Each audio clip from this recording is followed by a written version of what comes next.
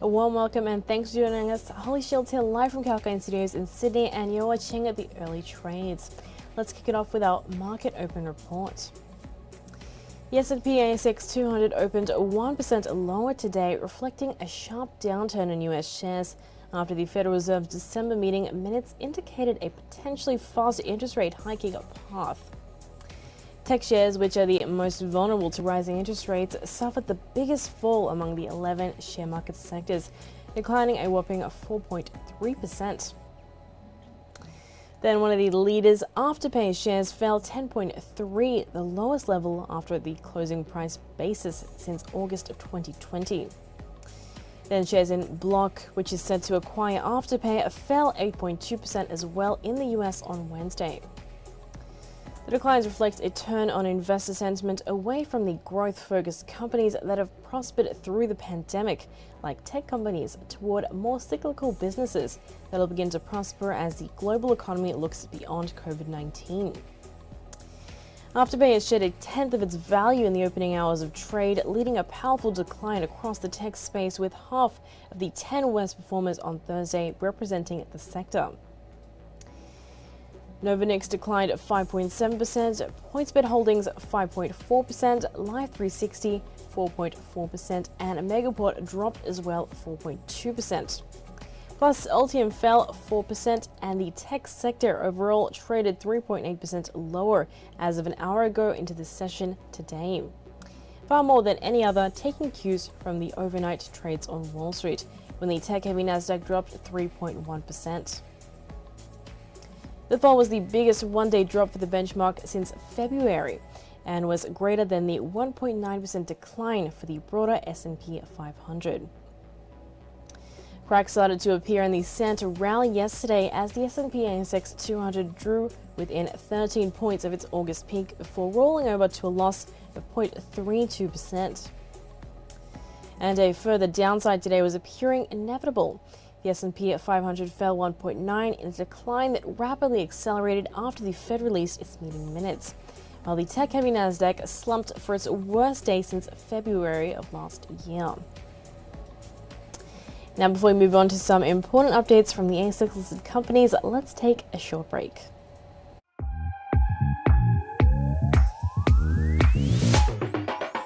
Are you sick of paying through the roof for a product that doesn't truly suit you?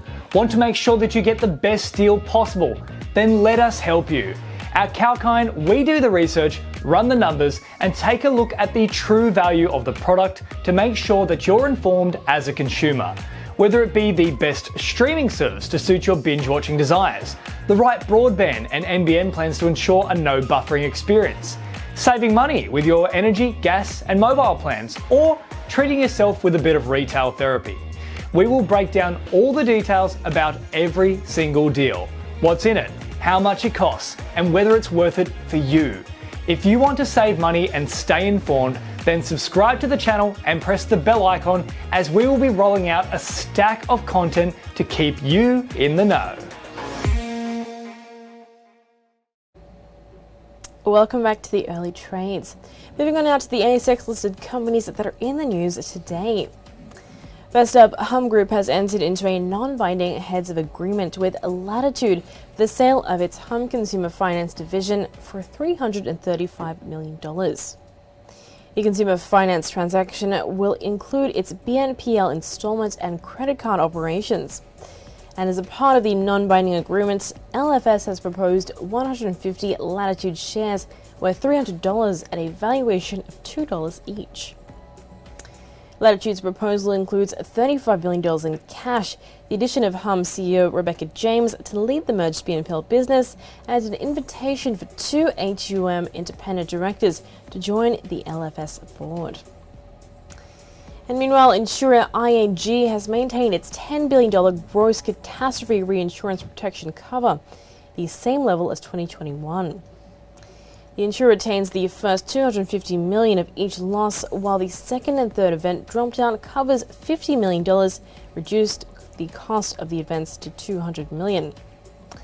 IAG's Chief Financial Officer Michelle McPherson said the catastrophe reissuance program remains an intrinsic part of IAG's capital management strategy. The structure of the new program is similar to that of prior years, and they've received strong support from reinsurance partners with whom they have a long-term relationship. And Aristocrat Leisure will have to wait a little bit longer to learn if its bid for gaming tech group Playtech will be taken up by shareholders after a rival company was given an extension in making an offer for the business. Aristocrat made a $3.8 billion offer for Playtech in November, attracting two investment groups to conduct due diligence and consider outbidding the ASX-listed gambling company. And another business, JKO Play, has also entered the fray and has been granted an extension by UK authorities to place a rival bid for the target to January 26th, ahead of a delayed Playtech shareholder meeting. Well, that is all for now on the early trades, but stay tuned to Kalkine TV because we have many more shows lined up for you today. This is Holly Shields signing off.